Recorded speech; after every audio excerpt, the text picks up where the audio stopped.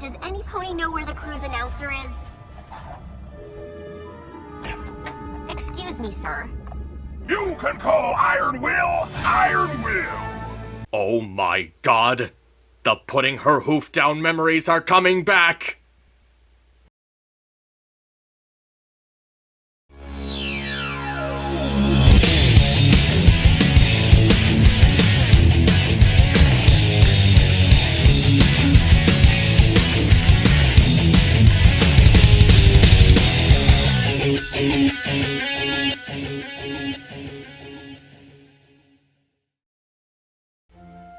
I guess the show really is reaching out for ideas with old characters to bring this guy back, and in a way, it's kind of what drags down this episode's quality. But Once Upon a Zeppelin is an otherwise okay episode, with a fairly entertaining bit of quality time with Twilight's family. Although, I don't think it makes it one of the season's better episodes, as it just ends up not leaving as much as an impact as I think it should. Twilight is given a letter informing her that her whole family has won a free vacation on a Zeppelin in Canterlot. Everything is going well until it's revealed that a lot of ponies on board seem to have a really big fascination for Twilight and Cadance. Fed up with the unwanted attention, Twilight goes to confront the one in charge of this princess-themed trip, only to find out that it's Iron Will. Unwilling to ruin everyone else's vacation, Twilight agrees to do anything that Will asks of her as long as the rest of the family gets to enjoy themselves. At first, there's no problem, but once it gets in the way of Twilight spending time with her family, she feels the devastating consequences of agreeing to Iron Will's plan.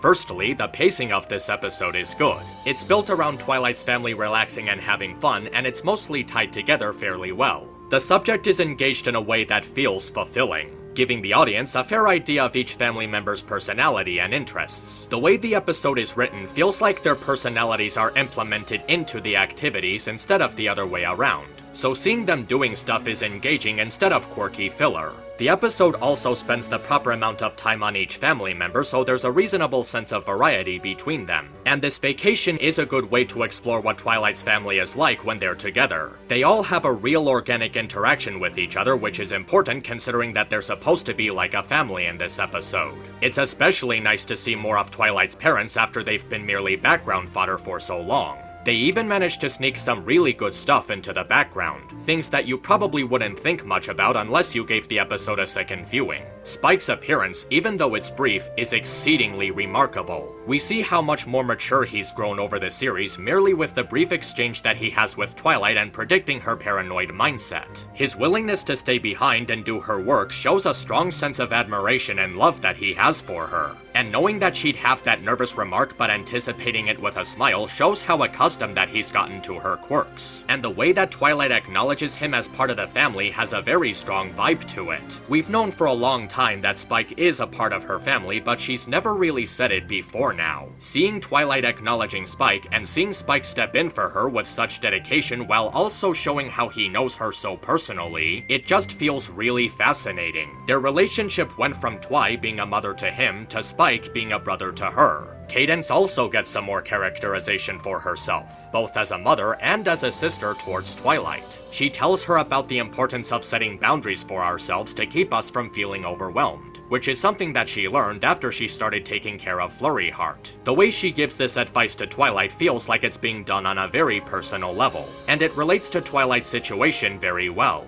With all the way she was overwhelmed by the events on the cruise, she needed to understand when a certain line needs to be drawn. So when she gets angry and sad, we understand where she's coming from. She spent the entire day making personal sacrifices so everyone else can enjoy themselves. And seeing everyone appreciating it and not taking advantage of her makes the sacrifices feel meaningful. And when she misses out on the one and only thing she even wanted to do, she suddenly feels the weight and consequences of not setting those boundaries. It's not out of character for her to act up because it's what she needed in order to start realizing that she was simply doing too much. So with all that said, you think this would be a very good episode, right? Well, it's not really very good since it has several noticeable drawbacks. The air sickness joke with shining armor just felt like something that kind of dragged on for too long. The first time it happened was fine, but by the fourth time it came up, it just got really dull. especially with how inconsistent it was. Also, the princess fascination thing really felt awkward and overwhelming. I guess they hint at it earlier by mentioning fan mail, but considering where the episode is set and how it goes, it just gets really freaky, and it ends up leading into more problems. First, how does it take that long for Twilight or Cadence to realize that the cruise is themed after them? Second, how does none of the crew seem to notice the misinformation that's being given about Twilight and Cadence? Considering that they're all supposed to be super fans of theirs, you'd think that they would know more about them. And third, why is everyone fawning over only Twilight if Cadence is there too? We never see anybody really doing that except when they want their babies to be friends with Flurryheart. And there's no stance for Cadence to give autographs alongside Twilight? Because of how it just hand waves away Cadence in this matter, a lot of the conflict just feels forced. And speaking of the conflict, what the hell is Iron Will doing here? I don't mean this in a sense of how did he get a job doing this, I mean this in why is he even in the episode? He literally has no business being in this story. It just makes no sense. First of all, how would they even know each other if they were never seen communicating before? I mean, okay, Iron Will may know her because she's famous, but how would Twilight know him? Even if Fluttershy gave some kind of description of what he'd look like, there's no guarantee that she wouldn't mistake him for some other Minotaur. Are they referring to that time that they met in the comics? If so, that's very contradictory since it retcons the character development that he got in that issue, devolving him into a very one-dimensional dickhead. Secondly, why is Iron Will trying to spite Twilight? I mean, it really can't be taken as any other way considering how he had to have known that all of this was bothering her. Even his reaction after Twilight misses out on the Northern Stars event that he made her miss is just him shrugging it off and relaxing in his own sense of accomplishment. I can only assume that he did this specifically to hurt Twilight. Why is he doing this? What did Twilight do to him to make him want to do this? Was this just his way of getting back at Fluttershy for not paying him? If so, this is a real overly complicated and unnecessary way of doing it. His motivations behind setting up this whole charade are never once explained in detail, so it ends up feeling like something that he randomly decided to do because he was bored. It just ends up leading to another plot hole in this episode.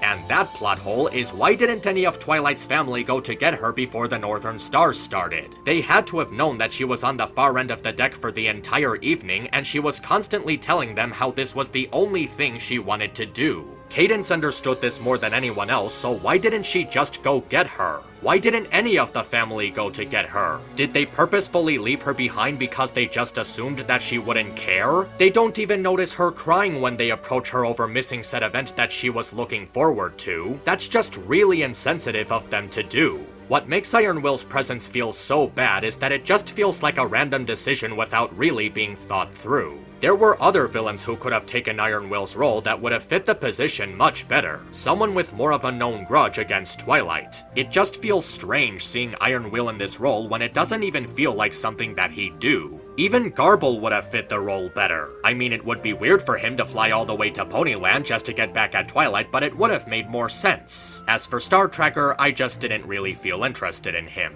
He just came across as this really socially awkward fanboy who follows her around all day. And he wasn't even necessary for the lesson that Twilight was learning in this episode. Even so, it does end on a very nice note. Twilight learns the importance of setting lines and boundaries, and then she suggests that they all do the thing they came onto the cruise in the first place. Doing something together, as a family. And the episode ends with the family reenacting the Northern Stars for her. Even if it's not the same thing, she still loves it because it's something that her family did for her. The real meat of the episode is just Twilight getting to spend some time with her family, and the quality family time is what was really important at the end. Even if it's not given a lot of focus, the element itself is still there, and it helps make the episode feel better after all of its flaws. But the flaws are still there, and they end up keeping the episode from being so much more than it could have been. Iron Will really didn't fit his role as the antagonist for this story, and it ultimately led to several other problems. Because of this, Once Upon a Zeppelin ends up being a simple good episode instead of a really good one. Seeing more of Twilight's family is really nice, and the quality time they spend together is very touching. I just think it could have been a lot better if they took out some unnecessary conflict and put in things that would have better benefited the story that it was going for. Otherwise, I thought it was a pretty nice one. See it for yourself and see how it fits you. MisAnthro Pony, over and out.